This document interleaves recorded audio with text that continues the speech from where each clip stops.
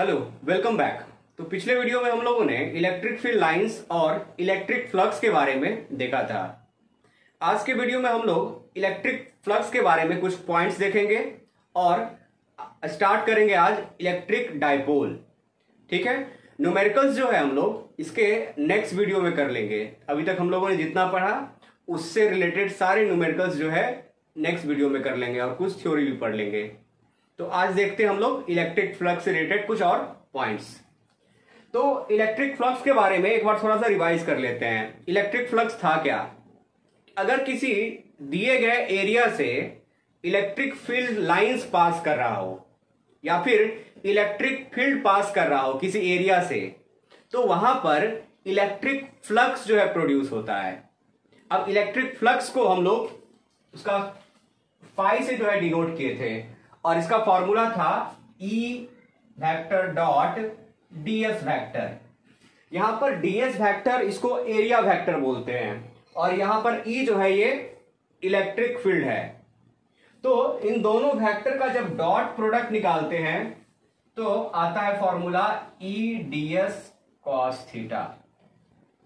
ठीक है, E ds cos theta. अब ये जो है इलेक्ट्रिक फ्लक्स के मैग्नीट्यूड का फॉर्मूला हुआ। अब बात यहां करते हैं कि इलेक्ट्रिक फ्लक्स वेक्टर क्वांटिटी है या स्केलर क्वांटिटी है। तो इलेक्ट्रिक फ्लक्स जो है वो स्केलर क्वांटिटी होता है। आप लोगों ने पहले ही पढ़ा है कि दो वेक्टर का जब डॉट करते हैं तो वो हो जाता है स्केलर। तो इलेक्ट्रिक फ्लक्स स्केलर क्वांटिटी है। इलेक्ट्रिक फ्लक्स जो है वो डायरेक्शन, मतलब इसमें डायरेक्शन नहीं होता है। ठीक है, अब ये किस किस चीज पे डिपेंड करता है इलेक्ट्रिक फ्लक्स? तो इलेक्ट्रिक फ्लक्स जो है इलेक्ट्रिक फील्ड पे डिपेंड करेगा। अगर किसी एरिया से ज्यादा इलेक्ट्रिक फील्ड यानी ज्यादा इलेक्ट्रिक फील्ड लाइंस गुजरेगा तो फिर फ्लक्स का वैल्यू भी ज्यादा होगा। ठीक है, एरिया पे भी डिपेंड करेगा और मोस्ट इंपॉर्टेंट जो है एंगल पे डिपेंड करेगा।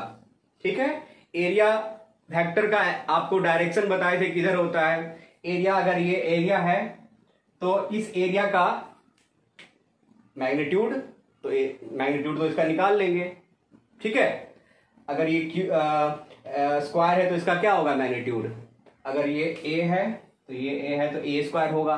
लेकिन अगर इसका मैग्नीट्यूड ए स्क्वायर है तो डायरेक्शन क्या होगा एरिया वेक्टर का? तो डायरेक्शन बताए थे आपको कि 90 डिग्री पे होता है। ये इस एरिया का डायरेक्शन 90 डिग्री पे होगा बाहर की ओर। तो अगर कोई इलेक्ट्रिक फील्ड लाइंस ऐसे जा रहा हो, ठीक है, और एरिया वेक्टर का डायरेक्शन तो ये होगा, ये एरिया है और इलेक्ट्रिक फील्ड लाइन से ऐसे जा रहा हो, तो दोनों के बीच डिग्री एंगल कितना हो जाएगा? 90 डिग्री। तो इस केस में जो है अगर थीटा 90 डिग्री हो तो इस केस में एरिया वेक्टर का डायरेक्शन इधर होता है 90 डिग्री पर परपेंडिकुलर। लेकिन अगर मान लेते हैं कि इलेक्ट्रिक फील्ड ऐसे है तो एंगल थीटा 90 डिग्री, तो इस केस में फाई जो है फ्लक्स जो है जीरो हो जाएगा। फ्लक्स जो है जीरो हो जाएगा। ठीक है, लेकिन अगर थीटा जो है जीरो से ज्यादा हो और 90 से कम हो तो फिर तो फ्लक्स का वैल्यू जो है पॉजिटिव होगा हमेशा। ठीक है, जीरो से ज्यादा 90 से कम तो फ्लक्स का वैल्यू पॉजिटिव।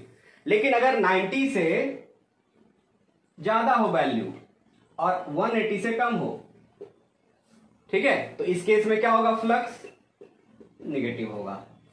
तो आपको इन सब सारे चीजों को जो है ध्यान से रखना है, देखना है। अब अगर कहेगा टोटल फ्लक्स निकालना, अगर कोई बॉडी दिया हुआ है, हम लोग नेक्स्ट वीडियो में इसका न्यूमेरिकल करेंगे। टोटल बॉडी से जो है, अब उस बॉडी में जितने भी तरह का एरिया होगा सबसे फ्लक्स निकालेंगे और सबको जो है ऐड कर देंगे।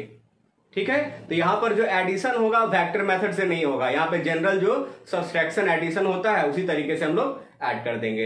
यानी टोटल फ्लक्स अगर निकालना है किसी बॉडी का तो क्या कर देंगे? उस बॉडी पे जितने भी तरह का एरिया है सबसे फ्लक्स निकालेंगे अलग अलग। तो एक एरिया से निकला φ1, एक से निकला φ2, एक से निकला φ3।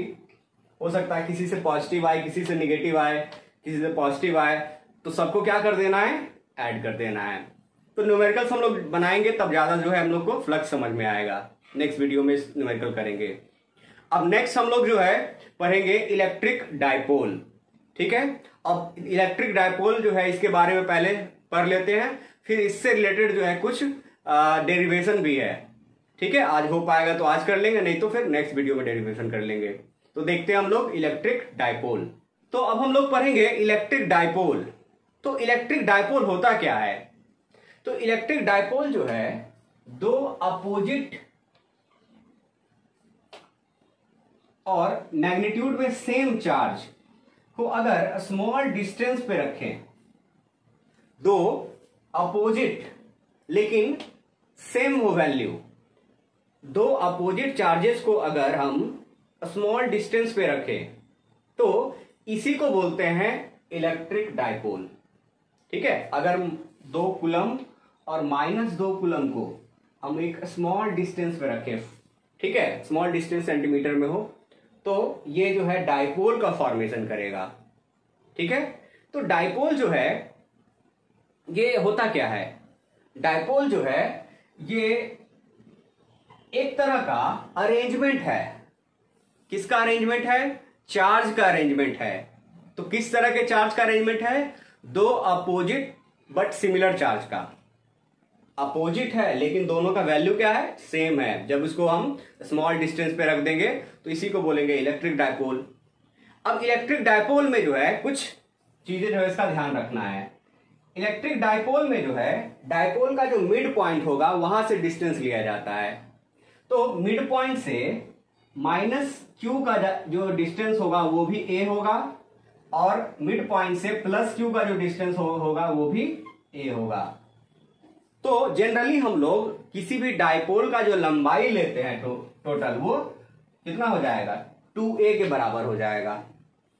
ठीक है, तो किसी भी इलेक्ट्रिक डाइपोल का जो लंबाई होता है हम लोग उसको 2a लेते हैं। अब a का वैल्यू कुछ भी हो सकता है। a जो है 10 सेंटीमीटर हो जाएगा, तो टोटल कितना हो जाएगा? अगर a 10 है तो टोटल हो जाएगा 20।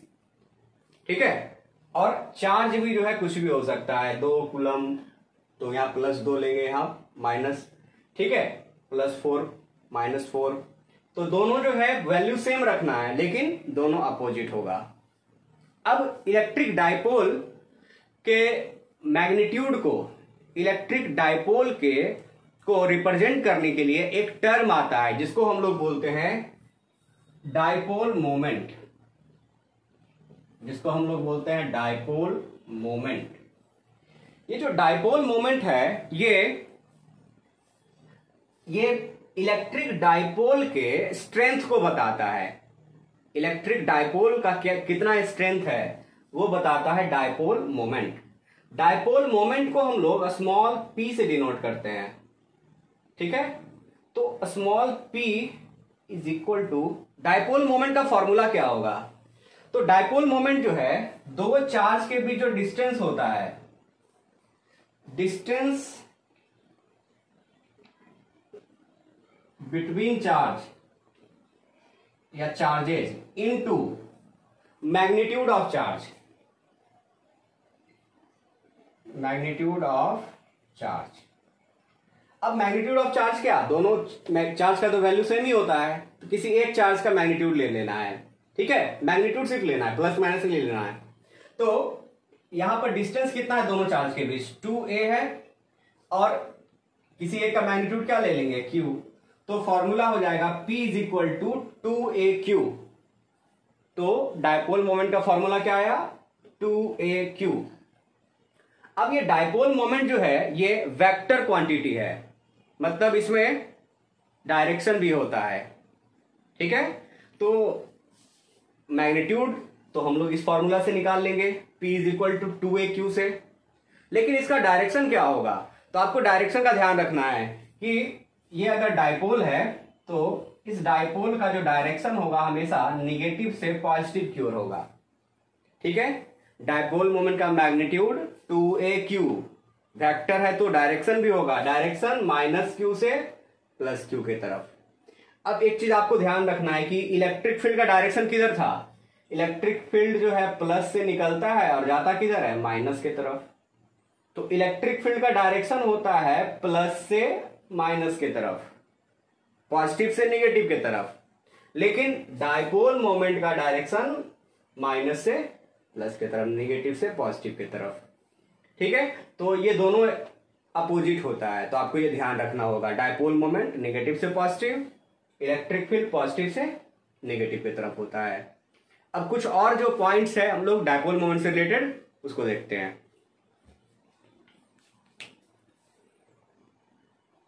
इलेक्ट्रिक डायपोल से रिलेटेड जो है कुछ पॉइंट्स को देखते हैं। तो सबसे पहले आपको ध्यान रखना है कि इलेक्ट्रिक डायपोल जो है वेक्टर क्वांटिटी है और इसका जो है डायरेक्शन होता है नेगेटिव से पॉजिटिव के तरफ, और इसका फॉर्मूला होता है P is equal to 2AQ। इसके बाद आपको सेकेंड पॉइंट ध्यान रखना है इसका SI यूनिट। ठीक है, ये चार्ज इनटू डिस्टेंस है, तो चार्ज का यूनिट होता है कूलम और डिस्टेंस मीटर, तो ये इसका SI यूनिट कूलम मीटर, जिसको हम लोग डिबे यूनिट भी बोलते हैं। ठीक है, डिबे और या फिर coulomb meter, coulomb into meter होगा, पर मीटर नहीं होगा। Net charge of the dipole is always 0। अब ये डायपोल आपने देखा होगा अभी ये प्लस और ये माइनस, तो अगर कोई पूछे कि इसका नेट चार्ज कितना होगा, तो प्लस और माइनस क्यू जोड़ेंगे तो कितना हो जाएगा, नेट चार्ज 0 होगा। ठीक है, तो डायपोल जो है, इलेक्ट्रिक डायपोल जो है, इसका नेट चार्ज जो है हमेशा 0 होता है, क्योंकि जितना पॉजिटिव होता है उतना ही निगेटिव होगा। पॉजिटिव निगेटिव नेट कैसे निकालते हैं, नेट कैसे निकालते हैं, पॉजिटिव और निगेटिव को एक साथ जोड़ देंगे, तो पॉजिटिव निगेटिव एक दूसरे को काट देगा और कैंसिल कर देगा, कितना हो जाएगा, नेट चार्ज 0। तो आपको ध्यान रखना है इलेक्ट्रिक डायपोल का नेट चार्ज 0 होता है। अब एक चीज और ध्यान रखना है आपको कि इसमें इलेक्ट्रिक डायपोल में कुछ पोजीशंस होता है, उसको ध्यान रखना है आपको। ये जो इलेक्ट्रिक डायपोल है, अगर इसके एक्सिस वाला पोजीशन देखें, अगर इलेक्ट्रिक डायपोल का ये एक्सिस होगा, ठीक है, जो लाइन इलेक्ट्रिक डायपोल के पैरेलल होके गुजरता हो और उसके बीच से ही गुजरता हो, उसको बोलते हैं एक्सिस। तो एक्सिस वाला जो पोजीशन है इसको कहते हैं हम लोग end on position, end on position या एक्सियल पोजीशन भी बोलते हैं इसको। ठीक है, अगर यहां पर कोई पॉइंट है, यहां पर कोई पॉइंट है, तो सारा पॉइंट कहलाएगा इंड ऑन पोजीशन वाला पॉइंट, और ये भी पॉइंट कहलाएगा इंड ऑन पोजीशन वाला पॉइंट। लेकिन अगर यहां पर कोई पॉइंट है तो इसको बोलते हैं साइड ऑन पोजीशन। इधर भी कोई पॉइंट है तो इसको भी बोलेंगे साइड ऑन पोजीशन। लेकिन अगर इन दोनों के बीच में अगर यहां पर कोई पॉइंट है, बिल्कुल यहां से भी डिस्टेंस सेम हो, यहां से भी डिस्टेंस सेम हो, तो इसको बोलते हैं पोलर पोजीशन, इसको बोलते हैं पोलर पोजीशन। तो आपको इन सब सारे पॉइंट को ध्यान में रखना है। ये एक्सियल, एक्सियल में जो पॉइंट होगा उसको इंड ऑन पॉइंट करेंगे या फिर इंड ऑन पोजीशन कहेंगे। ये साइड ऑन पोजीशन कहलाएगा, और अगर दोनों से डिस्टेंस सेम हो तो उसको पोलर पोजीशन बोलते हैं। ठीक है, अब ये सारा टर्म का क्या जरूरत है, तो आगे जो हम लोग का नेक्स्ट जो टॉपिक रहेगा उसमें हम लोग इलेक्ट्रिक डायपोल के कारण इलेक्ट्रिक फील्ड निकालेंगे। अब इलेक्ट्रिक डायपोल के कारण इलेक्ट्रिक फील्ड कैसे निकालेंगे उसके बारे में थोड़ा सा देख लेते हैं। कि जैसे अगर ये एक डायपोल है, ठीक है, अब ये एक डायपोल है, अब आपको डेरिवेशन आएगा कि इंड ऑन पोजीशन पर जो है डायपोल के कारण इलेक्ट्रिक फील्ड निकालिए। तो हम लोग एक यहां पर इंड ऑन पोजीशन ले लेंगे। ठीक है, अब यहां से डिस्टेंस लिया जाता है, ध्यान रखना है डायपोल से जो दूरी लेंगे किसी भी पॉइंट का, वो डायपोल के सेंटर से लिया जाता है। तो डायपोल के सेंटर से डिस्टेंस जो है पॉइंट P का वो R है, स्मॉल r है। ठीक है, तो आपको इस P पॉइंट पर जो है इलेक्ट्रिक फील्ड निकालना है, ये डेरिवेशन लाना है। तो अब क्या करेंगे, इस P पॉइंट पे माइनस Q के कारण भी इलेक्ट्रिक फील्ड होगा और प्लस Q के कारण भी होगा। प्लस Q और माइनस Q के कारण जो है इलेक्ट्रिक फील्ड निकालेंगे और दोनों को जो है वेक्टर एडिशन से जोड़ देंगे, ऐड कर देंगे। ठीक है, तो इंड ऑन पोजीशन पे जो है निकल जाएगा। अब एक और आता है डेरिवेशन साइड ऑन पोजीशन पर, इस पोजीशन पे कहेगा, तो इस पोजीशन पर क्या करेंगे, प्लस Q के कारण भी इलेक्ट्रिक फील्ड निकालेंगे, इधर होगा, है ना, पॉजिटिव चार्ज से निकलता है इलेक्ट्रिक फील्ड, तो ये जो है प्लस Q कारण होगा और निगेटिव के तरफ जाता है तो ये जो होगा ई माइनस क्यू वाला होगा। ये दोनों अलग अलग डायरेक्शन में है ना। अब ये दो वेक्टर है, दोनों वेक्टर को क्या कर देंगे, वेक्टर एडिशन मेथड से जो ऐड कर देंगे। तो ये इंड ऑन पोजीशन पे डेरिवेशन होगा और ये होगा साइड ऑन पोजीशन पे। इन दोनों डेरिवेशन को हम लोग जो है नेक्स्ट क्लास में देखेंगे, ठीक है, और न्यूमेरिकल्स भी करेंगे। ठीक है, तो मिलते हैं नेक्स्ट वीडियो में।